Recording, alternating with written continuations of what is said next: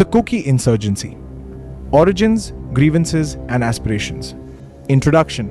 The history of the Kuki people is one marked by resilience, adaptation, and painful struggle. Over the centuries, the Kukis have defended their homeland against external invasions, survived massacres, endured displacement, and today continue to live under the shadow of ethnic conflict and political neglect. The Kuki insurgency is not simply a movement of arms, it is a narrative of survival. It arose from long-standing grievances rooted in colonial disruption, genocidal experiences, and the contemporary collapse of inter-ethnic coexistence. The desire for self-governance and separate administration is born not from a will to dominate others, but from the urgent need to safeguard Kuki identity, culture, and security. Historical context. Colonial divide and survival. Long before the British arrived in the northeastern frontier of India and beyond, the Kukis had lived in their ancestral lands stretching across present-day northeast India, western Myanmar, and the Chittagong hill tracts of Bangladesh. Their villages were independent, often perched atop hills, self-reliant, and bound by traditional chieftainship.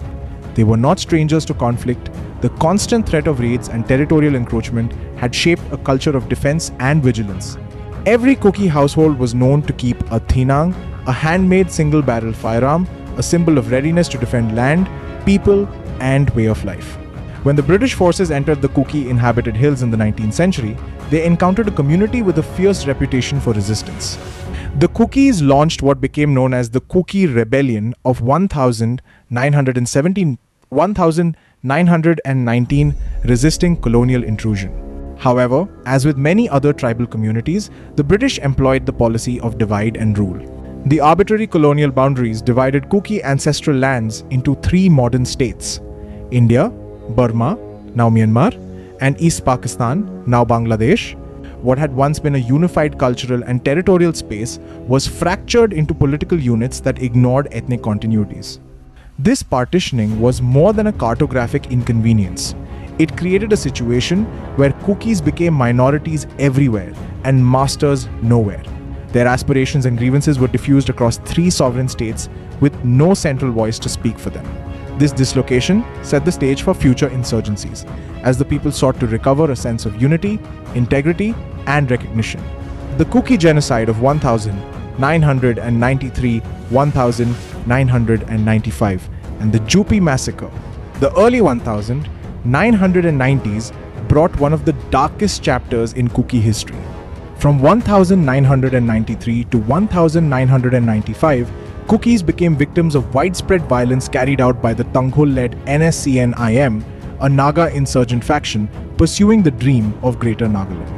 In areas where Kukis and Nagas coexisted, hostilities escalated to tragic consequences. The Joupi Massacre of 13 September 1993 remains etched in collective memory as a day of horror. On that day, nearly 88 Kukis from Joupi village in Tamenglong district were killed in cold blood. The method of killing was gruesome. Throats were slit and victims butchered in traditional fashion, underscoring the ethnic hatred behind the act.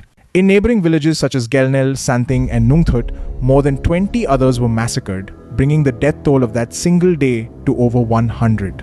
Women, children, and the elderly were not spared. This tragedy is commemorated each year as Kuki Black Day or Sahnitni.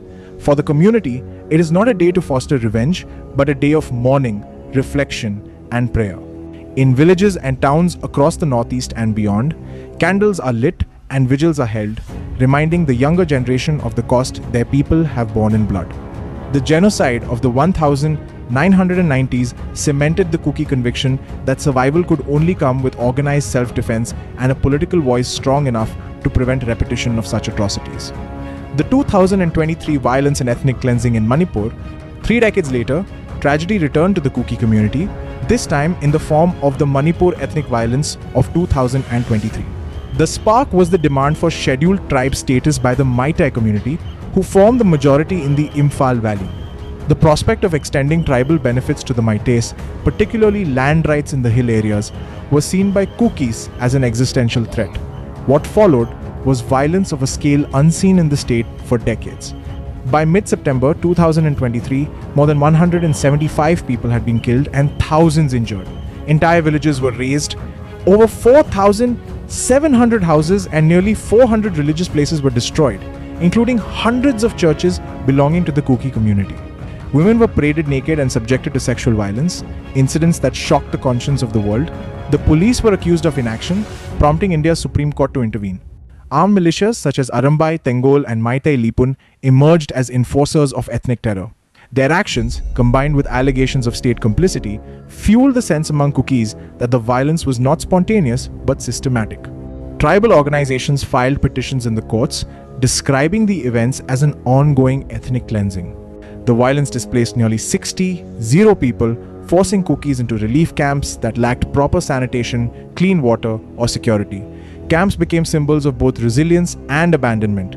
Families were torn apart, students lost access to education, and the elderly were left without medical care. The separation of populations along ethnic lines carved Manipur into zones of exclusion, undermining any hope of reconciliation.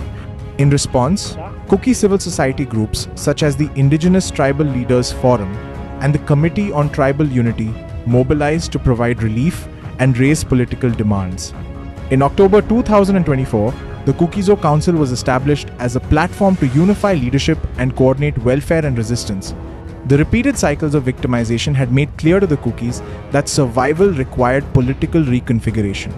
Kuki armed mobilization. Faced with historical injustices and recent ethnic cleansing, the Kukis gradually organized armed groups for self-defense. These groups are present not only in Manipur but also in the Kuki-inhabited parts of Myanmar and Bangladesh. Though they do not operate under a single unified command, estimates suggest between 5,000 to 10,000 fighters exist across the region.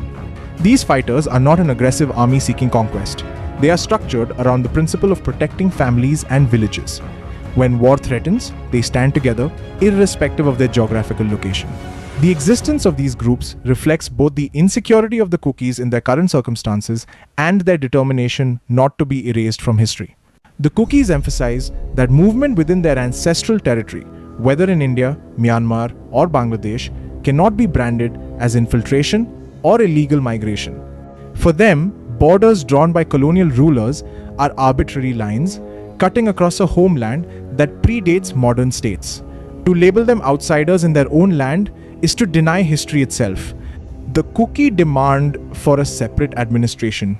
From the colonial era to the present, the Kukis have consistently struggled against external dominance. Today, their central demand is for a separate administration or a political arrangement equivalent to a union territory within the framework of India. This is not merely a call for secession, but a demand for dignity, protection, and the right to govern themselves.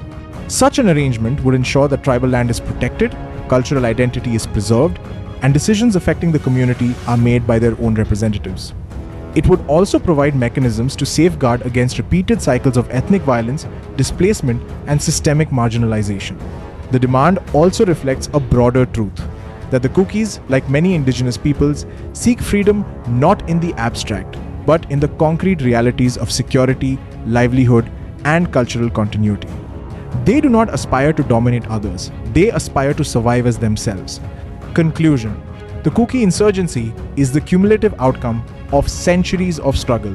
From the days when every household kept a thenang to the bloody massacres of the 1990s, from colonial partitions to the ethnic cleansing of the 2020s, the Kukis have endured repeated attempts at suppression.